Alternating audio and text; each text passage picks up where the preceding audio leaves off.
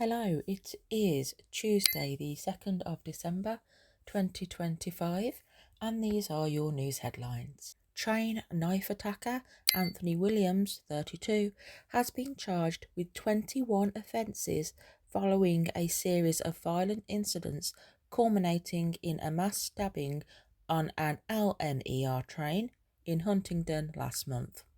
He faces 10 counts of attempted murder and multiple knife possession charges, alongside assaults and attempted murders in Peterborough and London in the preceding 48 hours.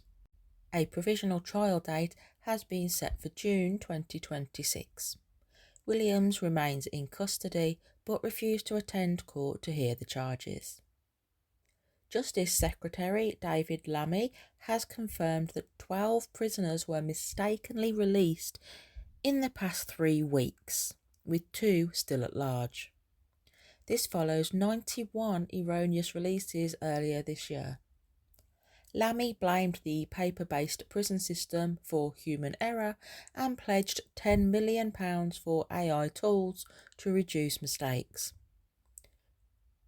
Critics accused the government of risking public safety, while Lammy insisted the missing prisoners were not violent or sex offenders.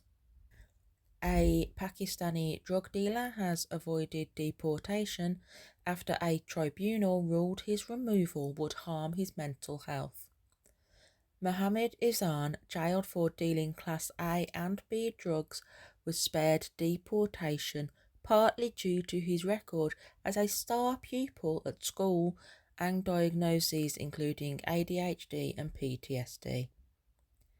Judge Luke Bulpitt upheld an earlier ruling that Izan would face very significant obstacles to integration in Pakistan, warning deportation could trigger drug use and worsen his condition. NHS Fife is facing new legal action from nurse Sandy Peggy as part of her ongoing employment tribunal claims. Peggy was placed on special leave after a dispute over use of the female changing room led to allegations of bullying and harassment by a transgender colleague. Additional claims have since been raised against Chief Executive Carol Potter and Director of People and Culture David Miller, including allegations of discrimination, victimisation and harassment linked to workplace policies and public statements. Nearly half of women say they plan to skip Christmas work parties this year over safety fears. A study by personal safety app Walk Safe found 49% of women and 31% of men intend to miss festive celebrations due to worries about travelling home at night.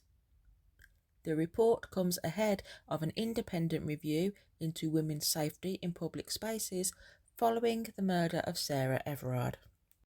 West Midlands Police has defended its decision to ban Maccabi Tel Aviv fans from attending a Europa League match at Villa Park last month.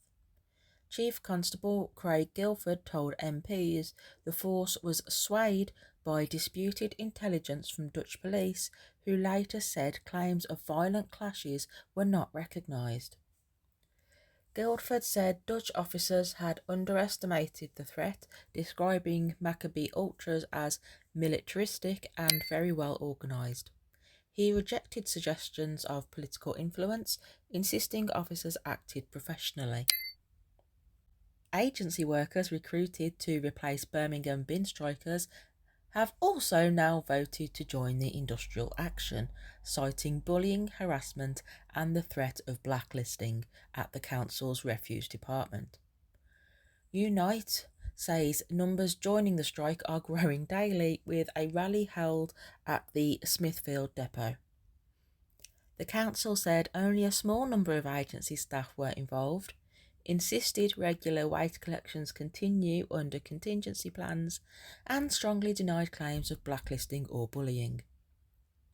Strikes by bin workers have been ongoing since January and are expected to continue into the new year.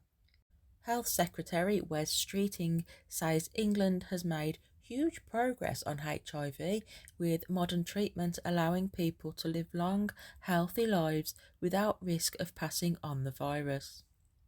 He announced a £170 million HIV action plan aiming to end new transmissions by 2030, backed by expanding testing, NHS app trials, and initiatives to re-engage patients facing stigma or discrimination.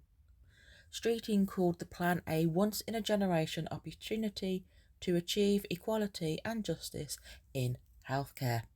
Those are your news headlines for today, the 2nd of December 2025.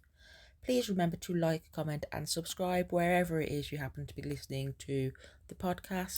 And join me tomorrow for our breakdown of what happens at Prime Minister's Questions.